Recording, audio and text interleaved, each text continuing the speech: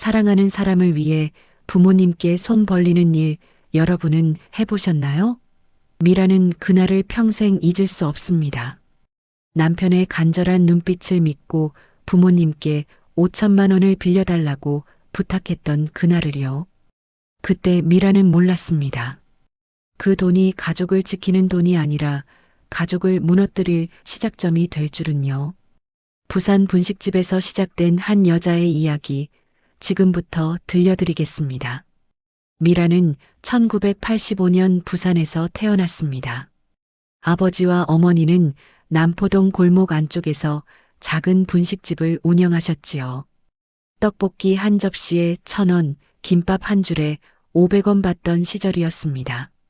가게는 항상 손님들로 북적였지만 그렇다고 형편이 넉넉한 건 아니었어요. 월세에 식자재비에 공과금까지 내고 나면 손에 쥐는 돈은 얼마 남지 않았으니까요. 하지만 부모님은 늘 말씀하셨습니다. 우리 딸만큼은 남들 앞에 기죽지 않게 키우겠다고요. 미란이 초등학교에 들어갈 때부터 부모님은 밤늦게까지 가게 문을 열었습니다. 다른 집 아이들이 하는 건 우리 딸도 다 하게 해주고 싶다는 마음 하나로요. 피아노 학원, 미술 학원, 영어 과외까지 미라는 또래 아이들과 다를 바 없이 잘할 수 있었습니다. 미라는 공부를 잘했습니다. 선생님들은 이 아이라면 서울 좋은 대학에 갈 수 있다고 했어요. 하지만 미라는 알고 있었습니다. 부모님이 얼마나 힘들게 자신을 키워주셨는지를요. 고등학교 3학년이 되던 해 미라는 부산에 있는 대학에 가겠다고 말했습니다. 등록금도 적게 들고 집에서 통학하면 부모님 부담을 덜 수 있다고 생각했거든요. 그런데 아버지가 단호하게 말씀하셨습니다. 미란아, 내가 갈 수 있는 가장 좋은 곳으로 가라. 돈 걱정은 우리가 할 테니까. 어머니도 고개를 끄덕이셨어요. 그래, 서울 가서 실컷 공부해. 엄마 아빠는 괜찮아. 미라는 그날 밤 혼자 방에서 한참을 울었습니다. 고마움과 미안함이 뒤섞여 눈물이 멈추지 않았거든요. 2004년 봄 미라는 서울의 한 사립대학교 국어국문학과에 입학했습니다. 20살이 된 미란에게 서울은 너무나 크고 낯선 도시였어요. 부산에서는 어디를 가도 바다 냄새가 났는데 서울은 시멘트와 사람들로 가득했습니다. 하지만 미라는 금방 적응했습니다. 도서관에서 책을 읽고 과제를 하고 친구들과 대학 생활을 즐겼지요. 부모님은 한 달에 한 번씩 생활비를 보내주셨습니다. 넉넉한 금액은 아니었지만 미라는 아르바이트를 병행하며 스스로 해결했어요. 주말에는 서점에서 일했고 방학 때는 학원 조교로 일했습니다. 그렇게 4년이 흘렀고 미라는 무사히 졸업했습니다. 2008년 23살의 미라는 취업시장에 뛰어들었습니다. 그때는 금융위기로 온 나라가 어수선했던 시기였어요. 대기업은 신입사원 채용을 줄였고 중소기업조차 문턱이 높았습니다. 미라는 수십 군데 이력서를 넣었지만 번번이 떨어졌어요. 6개월이 지나도록 변변한 소식이 없자 미라는 조금씩 지쳐갔습니다. 그러던 어느 날 마포구에 있는 작은 출판사에서 연락이 왔습니다. 면접을 보러 갔을 때 사장님은 미란의 이력서를 보며 말씀하셨어요. 젊은 친구가 성실해 보이네. 우리 출판사는 크지 않지만 책을 정말 사랑하는 사람들이 모인 곳이야. 미라는 그 자리에서 합격 통보를 받았습니다. 출판사 일은 생각보다 힘들었습니다. 원고를 검토하고 편집하고 저자들과 연락하고 인쇄소와 서점을 오가는 일까지 모든 게 신입사원의 몫이었어요. 밤늦게까지 일하는 날이 많았고 주말에도 출근하는 경우가 잦았습니다. 하지만 미라는 불평하지 않았어요. 책을 만드는 일이 즐거웠고 무엇보다 부모님께 떳떳해질 수 있었으니까요. 출판사에 다닌 지 2년이 지난 2010년 어느 봄날이었습니다. 미라는 거래처 인쇄소에 원고를 전달하러 갔다가 한 남자를 만났습니다. 키가 크고 안경을 쓴 조용한 인상의 남자였어요. 그는 인쇄소 영업팀에서 일하는 승우였습니다. 처음 본 순간 미라는 특별한 감정을 느끼지 못했습니다. 그저 업무적으로 인사를 나누고 필요한 이야기를 주고받았을 뿐이었지요. 하지만 승우는 달랐습니다. 그는 미란이 올 때마다 먼저 다가와 말을 걸었어요. 오늘 날씨가 좋네요. 점심은 드셨어요? 같은 사소한 말들이었지만 미란에게는 그 관심이 낯설지 않았습니다. 몇 달이 지나 승우가 용기를 냈습니다. 저 실례가 안 된다면 주말에 커피 한 잔 하실 수 있을까요? 미라는 잠시 망설였지만 괜찮다고 답했어요. 그렇게 두 사람은 홍대 앞 작은 카페에서 첫 데이트를 했습니다. 승우는 말이 많은 사람은 아니었습니다. 하지만 그의 말 한마디 한마디에는 진심이 담겨 있었어요. 그는 미란의 이야기를 끝까지 들어주었고 힘든 일이 있으면 함께 고민해 주었습니다. 무엇보다 승우는 책임감이 있어 보였어요. 자기 일에 성실했고 약속을 어기는 법이 없었습니다. 1년쯤 만난 2011년 여름 승우는 미란에게 부모님을 소개하고 싶다고 했습니다. 미란도 마찬가지였어요. 두 사람은 각자 부모님께 상대방 이야기를 꺼냈고 양가 어른들은 흔쾌히 만남을 허락하셨습니다. 부산으로 내려가는 기차 안에서 승우는 긴장한 표정이었습니다. 괜찮을까요? 제가 너무 평범해서. 미라는 웃으며 말했어요. 우리 부모님은 사람을 보세요. 직업이나 재산 같은 거 안 따져요. 실제로 부모님은 승우를 처음 보자마자 환하게 웃으셨습니다. 아버지는 승우의 손을 꼭 잡으며 말씀하셨어요. 우리 딸 잘 부탁해요. 이 아이가 좀 고집이 세긴 하지만 마음만은 따뜻한 아이니까. 어머니는 승우에게 음식을 계속 권하셨습니다. 많이 먹어요. 서울에서 힘들게 일하는데 든든하게 먹어야지. 승우는 고개를 숙여 인사했습니다. 고맙습니다. 미란이를 정말 소중하게 생각하고 있습니다. 그날 밤 미란과 어머니는 단둘이 이야기를 나눴습니다. 엄마, 승우 씨 어떠세요? 어머니는 따뜻한 눈빛으로 대답하셨어요. 좋은 사람 같아. 내가 고생 안 할 것 같다. 엄마는 내가 행복하기만 하면 그걸로 충분해. 2012년 봄 미란과 승우는 결혼을 결심했습니다. 성대한 결혼식은 아니었어요. 작은 예식장에 가까운 사람들만 초대했습니다. 하지만 그날은 미란의 인생에서 가장 행복한 날 중 하나였습니다. 웨딩드레스를 입은 미란을 본 아버지는 눈시울을 붉히셨고 어머니는 내내 미소를 잃지 않으셨어요. 신혼집을 구할 때 부모님은 큰 결심을 하셨습니다. 전세 자금으로 1억 원을 지원해 주신 거예요. 미라는 깜짝 놀랐습니다. 엄마 아빠 이렇게 큰 돈을. 아버지는 손을 저으며 말씀하셨습니다. 이게 다 뭐라고. 우리 딸 시집갈 때 해줄 수 있는 게 이것밖에 없어서 미안하다. 어머니도 미안하다는 말씀을 반복하셨어요. 미라는 부모님을 꼭 안으며 울었습니다. 아니에요. 이렇게 큰 돈 어떻게 모으셨어요? 제가 효도도 못했는데. 부모님은 괜찮다고 내가 행복하면 그걸로 충분하다고 하셨습니다. 승우도 부모님께 깊이 인사를 드렸습니다. 장인어른, 장모님 정말 감사합니다. 평생 은혜 잊지 않겠습니다. 미란이 잘 모시겠습니다. 그날 미란은 마음속으로 다짐했습니다. 평생 이 은혜를 잊지 않겠다고요. 그리고 부모님께 효도하며 살겠다고요. 신혼집은 서울 변두리의 작은 아파트였습니다. 방 2개짜리 24평형이었지요. 크지는 않았지만 두 사람이 살기에는 충분했어요. 미라는 집을 꾸미며 행복해했습니다. 거실에 작은 소파를 놓고 침실에는 새 침대를 들였어요. 부엌 살림도 하나하나 장만했습니다. 결혼 초기 몇 년은 평범하지만 따뜻했습니다. 미라는 여전히 출판사에 다녔고 승호는 인쇄소에서 일했어요. 주말이면 둘이서 영화를 보러 가거나 근처 공원을 산책했습니다. 가끔 부산에 내려가 부모님을 뵙고 오기도 했지요. 2013년에는 첫 아이가 태어났습니다. 딸이었어요. 미라는 아이를 안고 눈물을 흘렸습니다. 부모님이 자신을 키우며 느꼈을 감정을 이제야 조금 이해할 수 있을 것 같았거든요. 승호도 아이를 보며 행복해했습니다. 우리 딸 미란이 닮아서 예쁘네.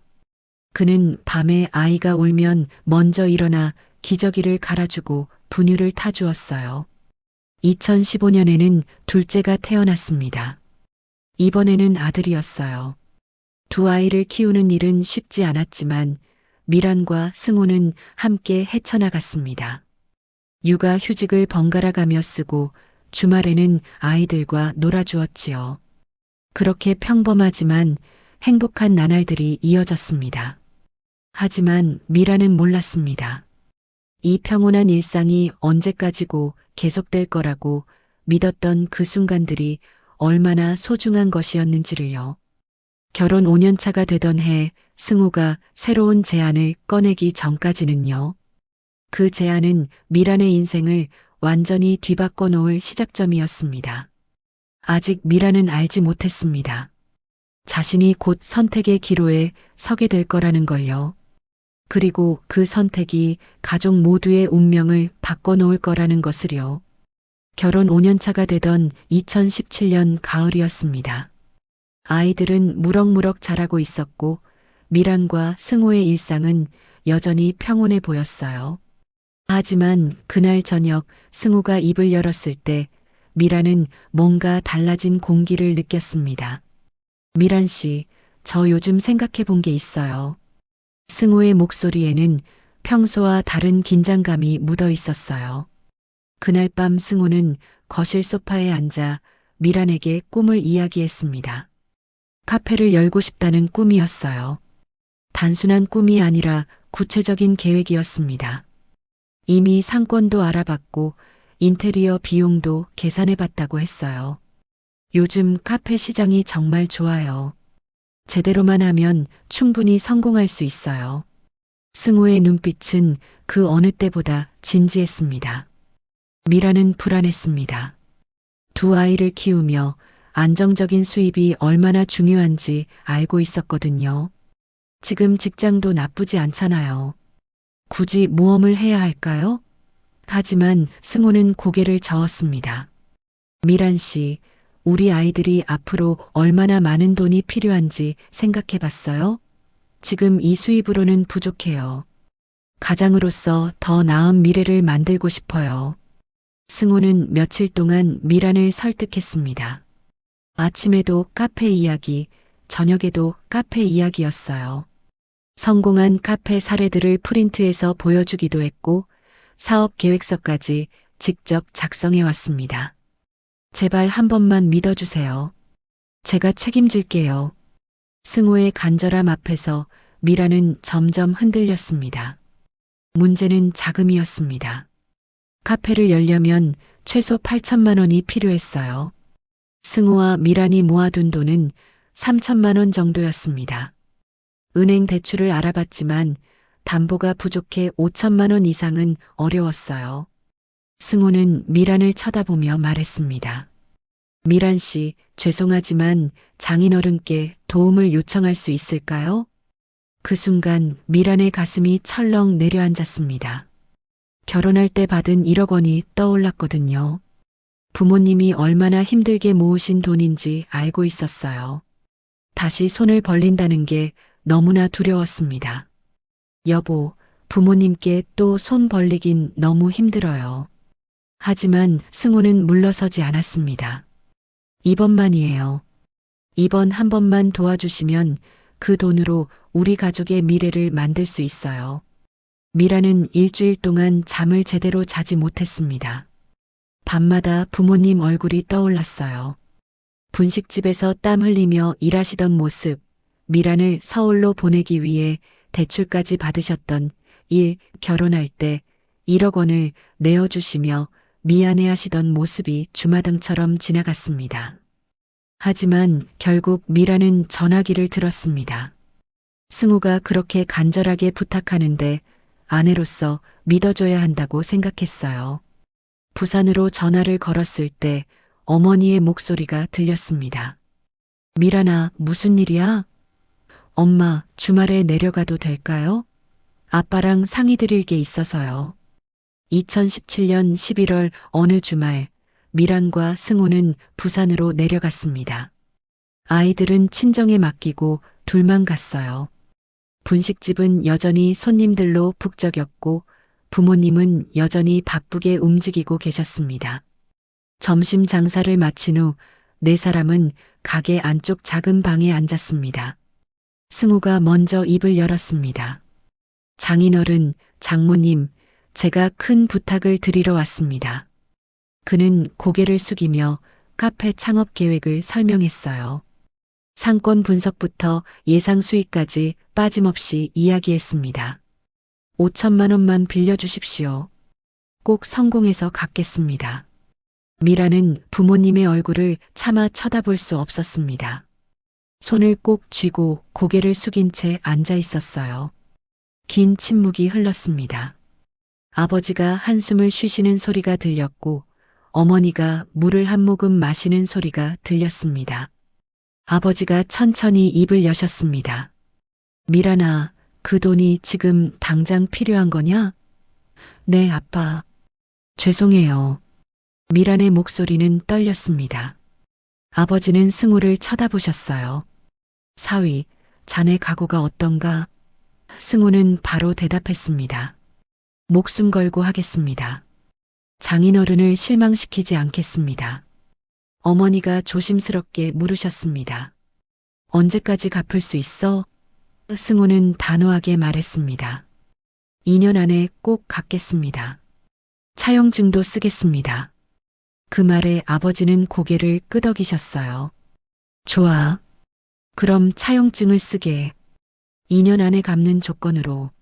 승우는 그 자리에서 차용증을 작성했습니다.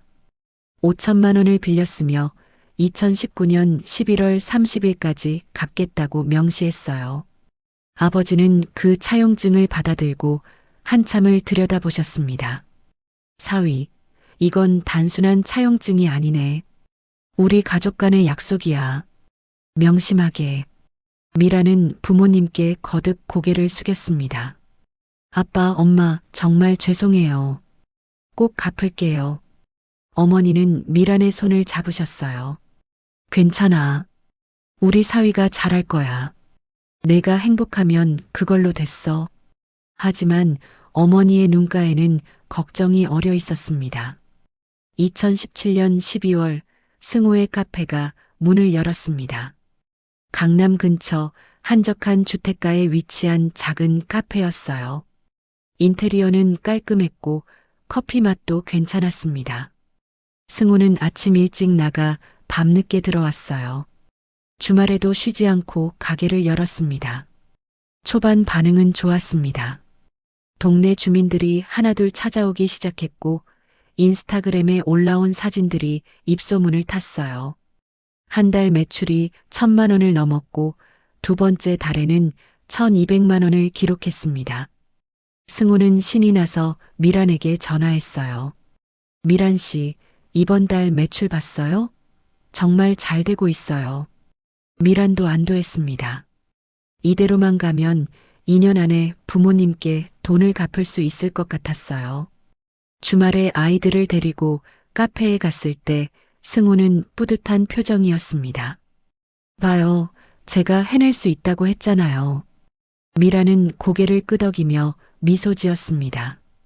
2018년 한 해는 그렇게 흘러갔습니다.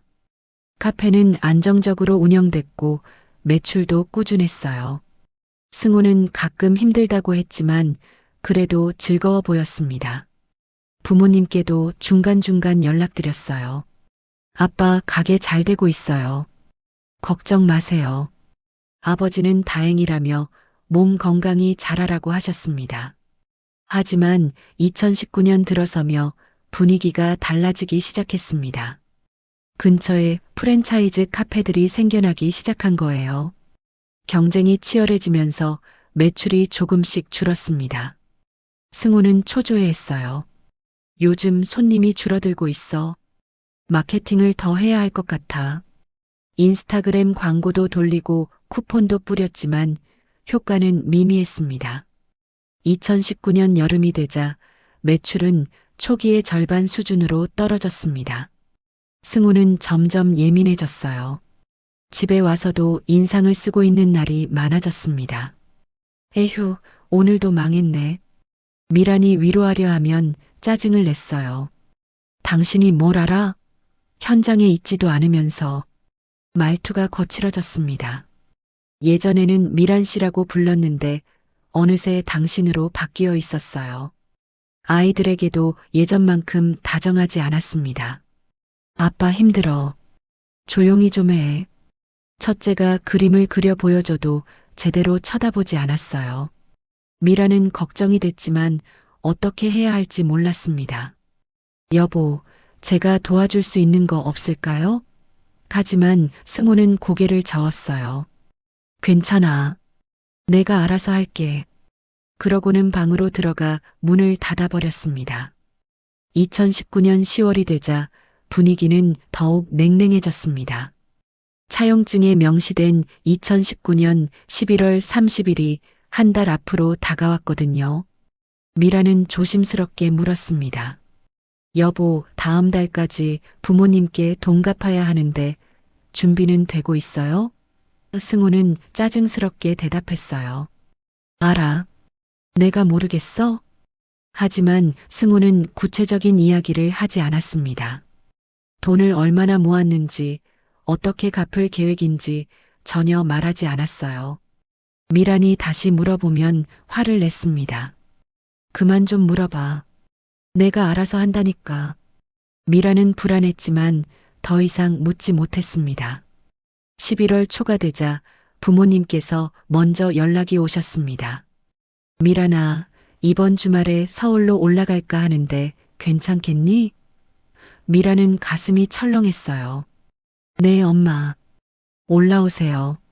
부모님은 아이들 얼굴도 보고 싶고 오랜만에 외식도 하자고 하셨습니다. 승우에게 부모님이 올라오신다고 말했을 때 그는 표정이 굳었습니다. 왜 갑자기? 그냥 아이들 보러 오신대요. 우리 같이 식사하면서 이야기해요. 승우는 대답 없이 고개만 끄덕였어요. 11월 둘째 주 토요일 부모님이 서울로 올라오셨습니다.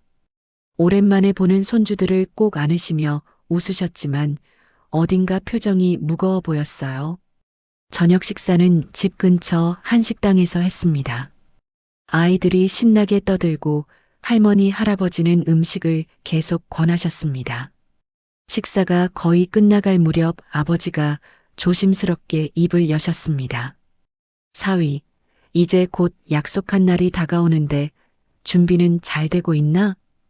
그 순간 식탁의 공기가 얼어붙었습니다. 승우는 잠시 멈칫하더니 억지 웃음을 지었어요. 아, 그게요. 승우는 숟가락을 내려놓고 말했습니다. 장인어른, 사실 저는 장인어른께서 그 돈을 안 받으실 줄 알았습니다. 미라는 귀를 의심했습니다. 지금 뭐라고 한 거지? 아버지도 당황하신 표정이었어요. 무슨 소리인가? 우리가 차용증까지 쓰고 2년 안에 갚기로 약속했잖나. 승우는 고개를 저었습니다. 그건 형식상 그런 거고요. 가족끼리 그런 걸 따지시나요? 저는 당연히 돈 안 갚아도 되는 줄 알았습니다. 미라는 몸이 얼어붙는 것 같았어요.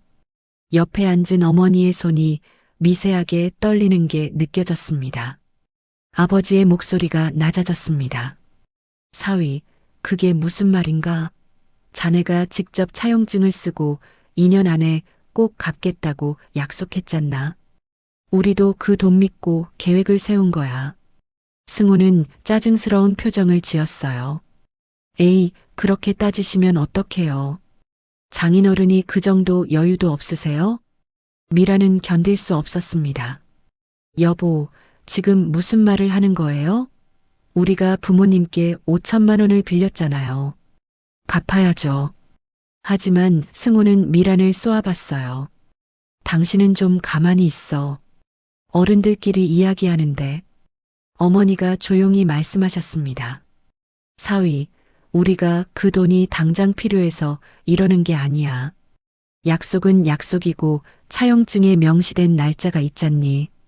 그걸 지키는 게 맞는 거 아닌가? 승우는 헛웃음을 쳤습니다. 그래요, 알겠습니다. 그럼 조금만 기다려주세요. 지금은 카페 사정이 안 좋아서요. 아버지가 물으셨습니다. 그럼 언제쯤 갚을 수 있겠나? 승우는 애매하게 대답했어요. 글쎄요, 내년쯤? 확실하진 않지만요.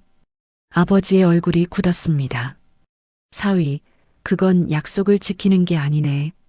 우리가 2년을 기다렸는데 또 1년을 기다리라는 건가?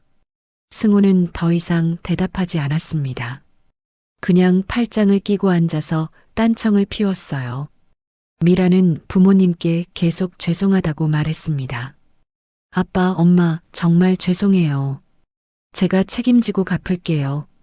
하지만 부모님의 표정은 밝아지지 않았습니다. 식사를 마치고 밖으로 나왔을 때 아버지가 미란의 어깨에 손을 올리셨습니다. 미란아, 괜찮다. 돈은 천천히 갚으면 돼. 그것보다 내가 힘들까봐 걱정이다. 미라는 그 말에 눈물이 났어요. 아빠, 정말 죄송해요. 제가 잘못했어요. 그날 밤 집으로 돌아왔을 때 미라는 승우와 심하게 다퉜습니다. 당신 오늘 그게 뭐예요? 어떻게 그런 말을 할 수 있어요? 승우는 대수롭지 않다는 듯 말했어요. 뭐가 어때서? 가족끼리 그런 거 따지는 게 더 이상하지. 가족이라고 해서 약속을 안 지켜도 된다는 거예요? 당신이 차용증까지 쓰고 약속했잖아요. 미란의 목소리는 떨렸습니다. 승우는 짜증을 냈어요. 아, 됐어. 갚으면 되잖아. 언젠가는 갚는다니까. 왜 이렇게 난리야? 언젠가가 언제예요? 구체적인 날짜가 있어야 하잖아요. 미란이 따져 물었지만 승우는 대답하지 않았습니다. 그냥 방으로 들어가 문을 쾅 닫아버렸어요. 미란은 거실에 혼자 남아 한참을 앉아 있었습니다.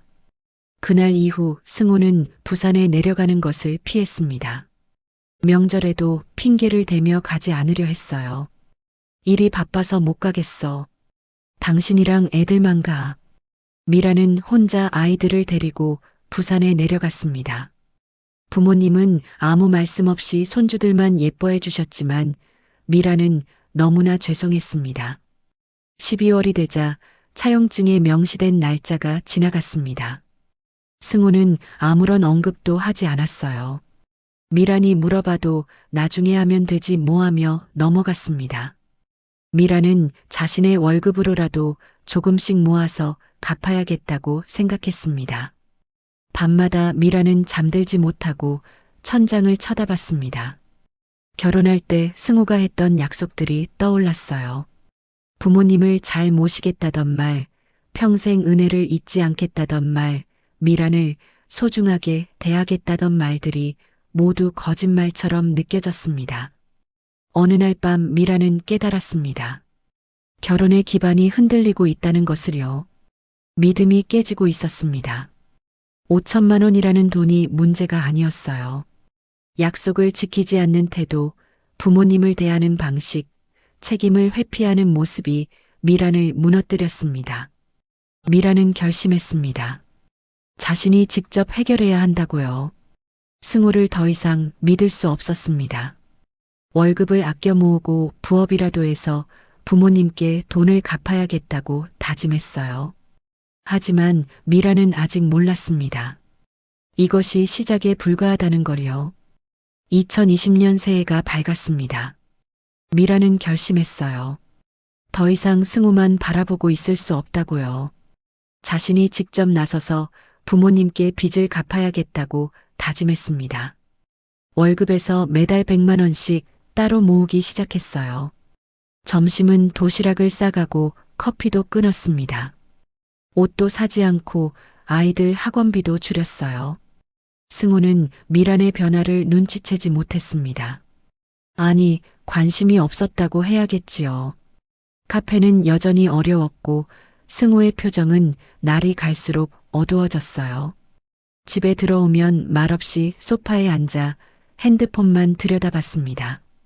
여보, 저녁 먹어요 하고 불러도 건성으로 대답했어요. 2월 어느 날 미라는 용기를 냈습니다. 여보, 우리 통장 정리 좀 해요. 제가 부모님께 갚을 돈 모으고 있거든요. 그런데 승호의 반응은 예상 밖이었어요. 통장? 그래, 좋아. 아예 따로 하자. 당신은 당신 돈 관리하고 나는 내 돈 관리할게. 미라는 당황했습니다. 무슨 소리예요? 우리 부부잖아요. 승호는 차갑게 말했어요. 부부라고 해서 다 같이 해야 하나? 요즘 세상에 다들 통장 따로 쓰던데. 당신 집안 빚은 당신이 갚고 내 카페는 내가 알아서 할게. 당신 집안이라는 말에 미란의 가슴이 철렁했습니다. 언제부터 우리 부모님이 당신 집안이 된 거죠? 결혼할 때 그렇게 고마워하던 사람이 어떻게 이렇게 변할 수 있을까요? 미라는 아무 말도 할 수 없었습니다. 목이 메어 말이 나오지 않았거든요. 그날부터 승호는 생활비조차 제대로 주지 않았습니다.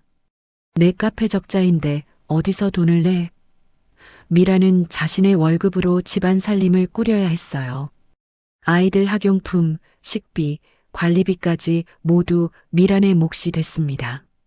승호는 자기 돈은 자기가 번다며 한 푼도 보태주지 않았어요. 3월 초 부산에서 급한 전화가 왔습니다. 어머니였어요. 목소리가 떨리고 있었습니다. 미란아, 너 동생 일 때문에 그러는데. 미라는 가슴이 철렁했어요. 엄마, 무슨 일이에요? 동생이 코인에 손대서 큰일 났어. 빚이 3천만 원이 넘는데. 미라는 전화기를 꽉 쥐었습니다. 동생은 작년부터 암호화폐에 관심이 많았어요. 대박 나면 빚도 갚고 부모님도 모시겠다고 했었죠. 미라는 위험하다고 말렸지만 동생은 듣지 않았습니다. 그리고 결국 이런 일이 벌어진 거예요. 엄마, 어떡해요? 미란의 목소리도 떨렸습니다. 어머니는 한숨을 쉬셨어요. 아빠랑 상의해서 가게를 정리하려고 해. 그 돈으로 동생 빚을 갚아줘야겠어. 미라는 눈물이 났습니다. 부모님이 평생 일궈온 분식집을 동생 빚 때문에 정리하신다니요. 엄마, 제가 뭐라도 도와드릴게요. 하지만 어머니는 괜찮다고 하셨어요. 넌 내 살림이나 잘 챙겨. 우리는 괜찮아. 전화를 끊고 나서 미라는 한참을 울었습니다. 자신은 아무것도 도와드릴 수 없다는 게 너무 비참했어요. 저녁에 승호에게 말했습니다. 여보, 우리 친정에 큰일이 났어요. 동생이 코인으로 빚을 지고 부모님이 가게를 정리하신대요. 승호의 반응은 냉담했어요. 그래서 그게 우리랑 무슨 상관인데? 상관 있죠. 가족인데요. 승호는 비웃었습니다. 가족? 당신네 가족은 참 돈 쓸 일이 많네.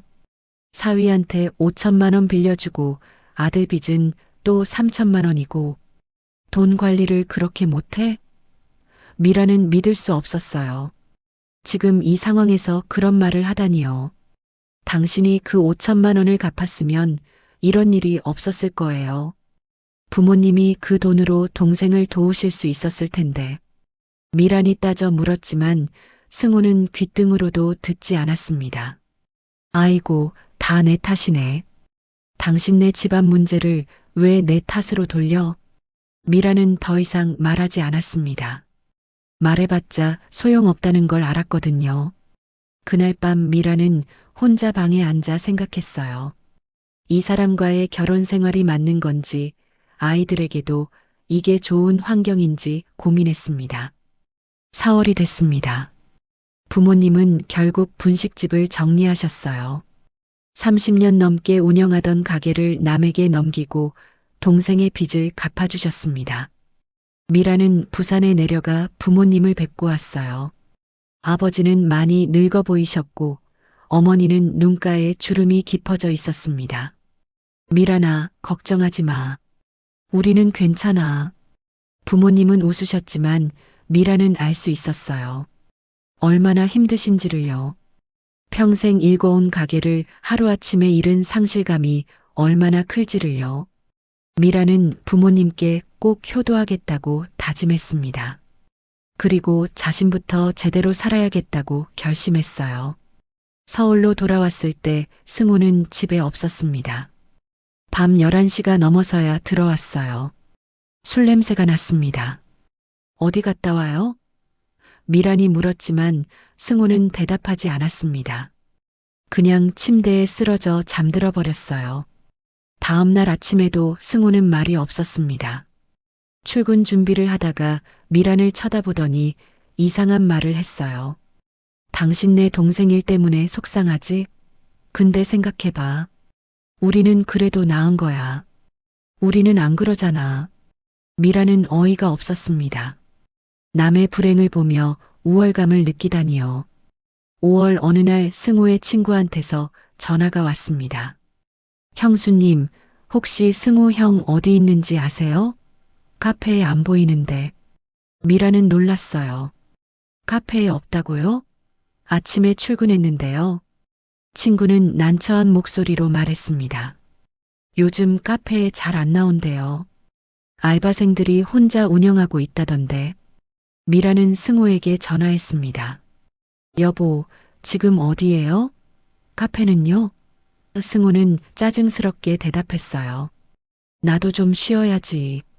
매일 거기만 박혀 있을 순 없잖아. 그럼 지금 어디 있어요? 친구들이랑 있어. 끊을게. 불안한 마음이 커져갔습니다. 승우는 점점 늦게 들어왔고 주말에도 집에 없는 날이 많아졌어요. 아이들은 아빠가 어디 있냐고 물었지만 미라는 대답할 수 없었습니다. 자신도 모르니까요. 6월 초 카페 직원한테서 연락이 왔습니다. 사모님 죄송한데요. 이번 달 월급을 못 받았어요. 사장님한테 연락이 안 되는데 혹시 아시나요? 미라는 심장이 쿵 내려앉는 것 같았어요. 네, 월급을요? 네, 지난달 것도 밀려 있고요. 미라는 승우를 찾았습니다. 전화를 여러 번 걸었지만 받지 않았어요. 결국 밤늦게 문자를 보냈습니다. 당장 집에 와요. 안 오면 나 나갈 거예요. 1시간 후 승우가 집에 들어왔습니다. 눈이 충혈돼 있었고 얼굴은 부어 있었어요. 승우는 거실 소파에 주저앉았습니다. 한참을 말이 없더니 갑자기 무릎을 꿇었어요. 미란 씨, 미안해요. 정말 미안해요. 미라는 가슴이 철렁했습니다. 뭔가 큰일이 벌어진 게 분명했어요. 무슨 일이에요? 말해봐요. 승우는 떨리는 목소리로 고백했습니다. 카페는 이미 지난달에 넘겼어요. 적자가 너무 심해서 버틸 수가 없었어요. 미라는 숨이 막혔습니다. 그럼 그동안 어디 다녔어요? 승우는 고개를 숙였어요. 친구들이랑 술 마시고 그랬어요. 그리고 승우는 더 이상 말을 잇지 못했습니다. 한참을 머뭇거리더니 터져나오듯 말했어요. 도박에 손 댔어요. 카페 적자 메우려고 한두 번 했는데 자꾸 잃고 그러다 보니 점점 깊어졌어요. 지금 빚이 8천만 원이에요. 미라는 믿을 수 없었습니다. 도박이라니요? 8천만 원이라니요? 그게 무슨 소리예요? 도대체 정신이 있는 거예요? 승우는 울기 시작했습니다. 미안해요. 정말 미안해요. 처음엔 딸 수 있을 줄 알았어요. 그래서 계속했는데 점점 잃고 그 8천만 원은 어디서 빌린 거예요? 미란이 다그쳤습니다. 승우는 대답하지 못했어요. 미라는 최악의 상황을 떠올렸습니다. 설마 사채요? 승우는 고개를 끄덕였습니다. 미라는 온몸에 힘이 빠졌어요. 사채라니요. 이건 정말 끝이었습니다. 승우는 미란의 손을 잡으려 했습니다. 미란 씨, 제발 도와줘요. 전세금 빼서 빚 좀 갚아요. 그럼 다시 시작할 수 있어요. 미라는 손을 뿌리쳤어요. 안 돼요. 그 전세금은 부모님이 주신 거예요. 당신 도박빚 갚는데 쓸 수 없어요. 제발이요. 이대로 가면 나 죽어요. 사채업자들이 무섭다고요. 승우는 울부짖었습니다. 하지만 미라는 단호했어요. 당신이 만든 빚이잖아요. 당신이 책임져요. 부모님 돈은 절대 안 돼요. 승우는 화를 냈습니다. 그럼 날 죽으라는 거야? 당신 남편이 죽어도 상관없어? 상관없어요. 미란의 대답은 차갑고 명확했습니다. 이미 당신은 내 남편이 아니에요. 부모님께 거짓말하고 약속 어기고 도박까지 한 사람을 어떻게 남편이라고 불러요? 그 순간 모든 게 명확해졌습니다. 미라는 더 이상 이 사람과 함께 살 수 없다는 걸 깨달았어요. 아이들에게도 이런 아버지는 오히려 독이 될 뿐이었습니다. 미라는 침착하게 말했습니다. 내일 이혼 상담 받으러 갈 거예요. 당신도 준비하세요. 승우는 놀란 표정이었습니다. 이혼? 미친 거야? 우리 애들은 어떡하고? 애들은 제가 키울 거예요. 당신 같은 사람한테 맡길 순 없어요. 미란의 목소리는 흔들리지 않았습니다. 이미 마음을 정한 후였거든요. 그날 밤 미라는 아이들 자는 모습을 한참 바라봤습니다. 미안했어요. 온전한 가정을 만들어주지 못해서요. 하지만 동시에 확신했습니다. 이게 맞다고요. 잘못된 결혼 생활을 유지하는 것보다 깨끗하게 정리하고 새로 시작하는 게 아이들에게도 나을 거라고요. 다음 날 아침 미라는 변호사 사무실을 알아봤습니다. 이혼 상담을 신청하고 필요한 서류들을 준비했어요. 승우는 집에 돌아오지 않았습니다. 도망간 건지 숨은 건지 알 수 없었어요. 하지만 미라는 상관없었습니다. 이미 마음을 굳힌 후였으니까요. 부모님께 전화를 드렸습니다. 엄마, 저 이혼하려고 해요. 어머니는 놀라셨지만 의외로 차분하게 대답하셨어요. 그래, 내가 그렇게 결정했다면 엄마가 지지할게. 힘들면 언제든 부산으로 내려와. 미라는 눈물이 났습니다. 고마웠어요. 어떤 상황에서도 자신을 믿어주는 부모님이 계셔서요. 그날부터 미란의 삶은 완전히 달라졌습니다. 더 이상 승우를 기다리지 않았어요. 더 이상 그 사람의 변명을 듣지 않았습니다. 자신과 아이들의 미래만 생각했어요. 이혼 소송 준비를 하고 새로운 집을 알아보고 혼자서도 아이들을 키울 수 있는 방법을 찾았습니다. 힘들었지만 미라는 알 수 있었습니다.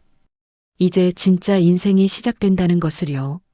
누군가에게 휘둘리는 삶이 아니라 자신이 선택하고 책임지는 삶이요.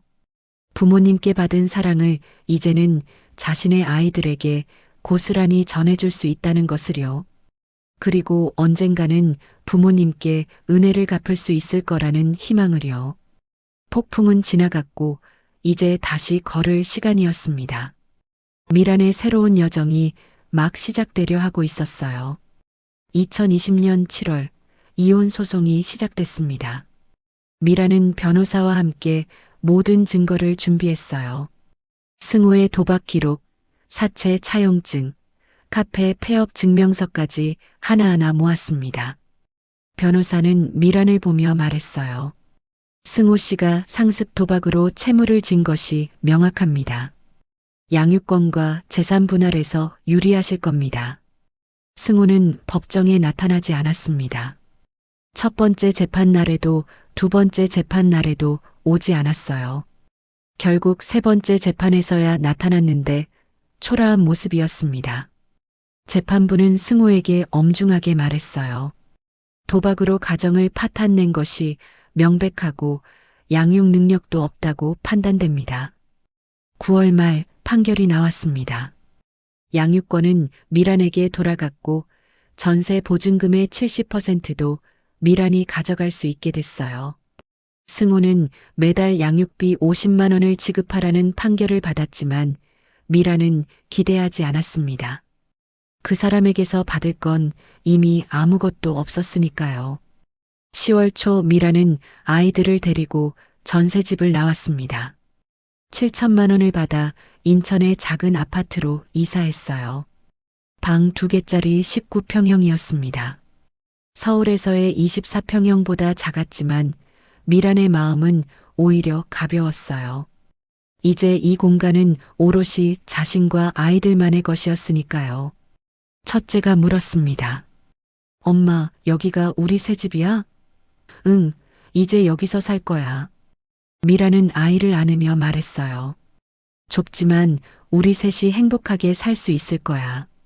둘째는 아직 어려서 상황을 잘 이해하지 못했지만 엄마 품에 안겨 웃고 있었습니다. 이사를 마치고 며칠 후 미라는 부산으로 전화를 걸었습니다. 엄마, 저 이혼 다 끝났어요. 이제 혼자 아이들 키우면서 살 거예요. 어머니는 한참 말이 없으시더니 조용히 말씀하셨어요. 고생했다. 이제 좀 편해지겠구나. 네, 엄마. 그리고 곧 돈 보내드릴게요. 조금씩이라도 갚을게요. 아이고, 그건 천천히 해. 내가 먼저 안정되는 게 중요하지. 어머니의 목소리에는 걱정과 안도가 섞여 있었습니다. 미라는 부모님이 얼마나 자신을 걱정하셨을지 알 수 있었어요. 엄마, 저 이제 괜찮아요. 정말로요. 미라는 출판사를 다니며 아이들을 키웠습니다. 아침 일찍 일어나 아이들 아침 먹이고 어린이집과 유치원에 보낸 뒤 출근했어요. 퇴근 후에는 아이들을 데리러 가고 저녁을 차리고 씻기고 재웠습니다. 하루하루가 전쟁 같았지만 이상하게 행복했어요. 더 이상 눈치 볼 사람이 없었으니까요. 11월부터 미라는 부모님께 매달 50만 원씩 송금하기 시작했습니다. 많은 돈은 아니었지만 성의였어요. 아버지한테서 문자가 왔습니다. 미란아, 내가 힘든데 이런 거 안 보내도 돼. 아빠는 괜찮아. 하지만 미라는 계속 보냈습니다. 부모님께 받은 은혜를 조금이라도 갚고 싶었거든요. 2021년 새해가 밝았습니다. 미라는 아이들과 함께 떡국을 끓여 먹었어요. 새해 복 많이 받아. 올해는 우리 더 행복하게 살자. 첫째가 대답했습니다. 엄마, 나는 지금도 행복해. 그 말에 미라는 눈시울이 뜨거워졌습니다. 2월 어느 날 동생한테서 전화가 왔습니다. 누나, 나 지금 어디 있는지 알아? 응? 어디? 부산이야. 부모님 집에 와 있어. 그동안 정신 못 차리고 살았는데 이제 다시 시작하려고. 미라는 놀랐어요. 동생이 코인 사건 이후 연락이 뜸했는데 이제야 정신을 차린 거였습니다. 누나, 미안해. 내가 부모님한테 큰 짐이 됐잖아. 이제 제대로 살게. 취업도 준비하고 있어. 동생의 목소리는 진심이었어요. 그래, 잘 생각했어. 우리 모두 다시 시작하는 거야.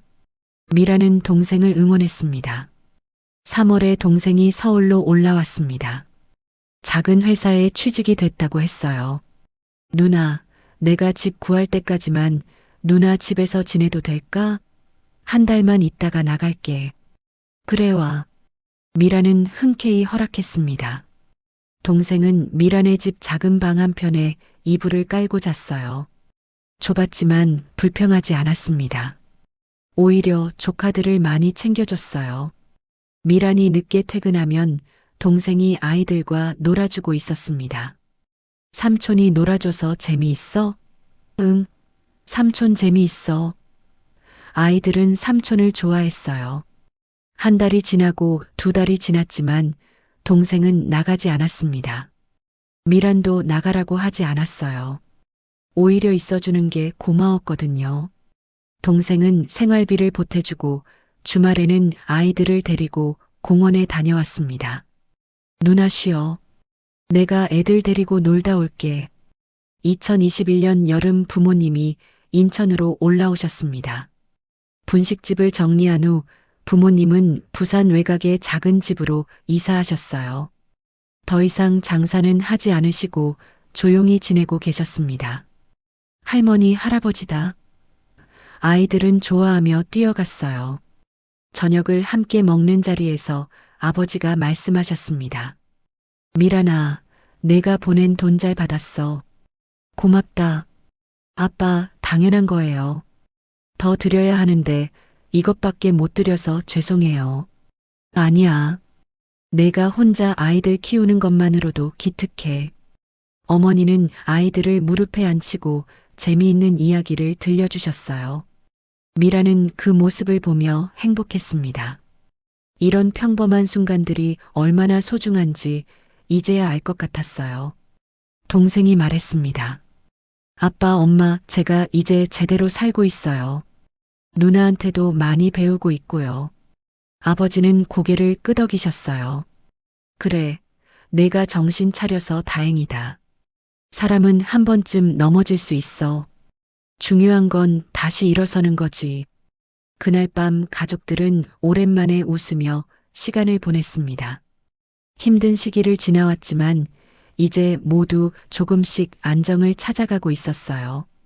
미라는 생각했습니다. 가족이란 이런 거구나. 힘들 때 서로 의지하고 일어설 때 함께 기뻐하는 것이요.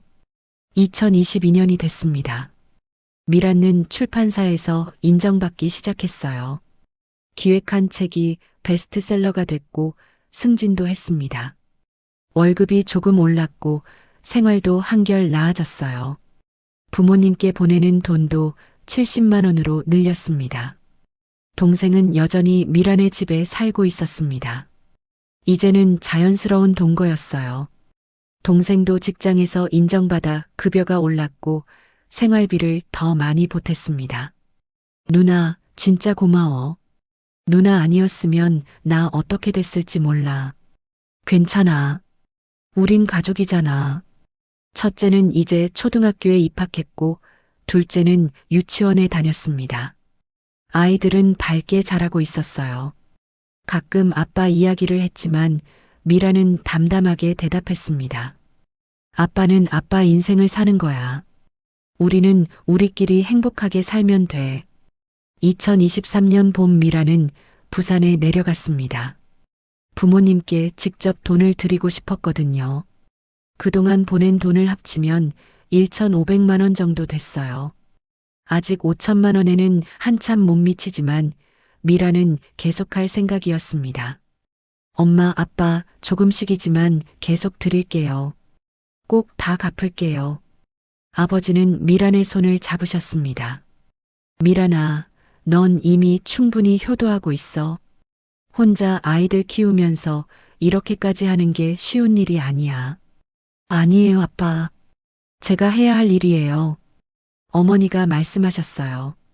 미란아, 너무 무리하지 마. 내가 건강하고 아이들이 잘 크는 게 우리한테는 더 큰 기쁨이야. 미라는 부모님을 꼭 안았습니다. 엄마, 아빠 사랑해요. 제가 정말 큰 사랑을 받고 자랐다는 걸 이제야 제대로 알 것 같아요. 서울로 돌아오는 기차 안에서 미라는 창밖을 바라봤습니다. 지난 몇 년이 주마등처럼 지나갔어요.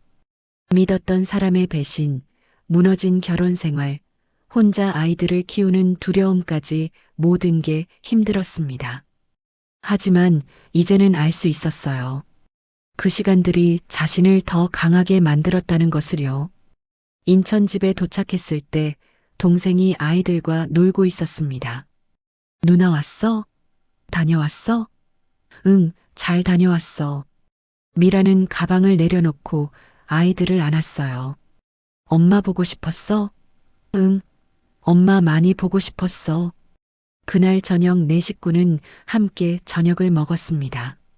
동생이 만든 김치찌개였어요. 맛은 별로였지만 다들 웃으며 먹었습니다. 삼촌, 요리 실력이 늘었네? 그치? 내가 요즘 연습 중이야.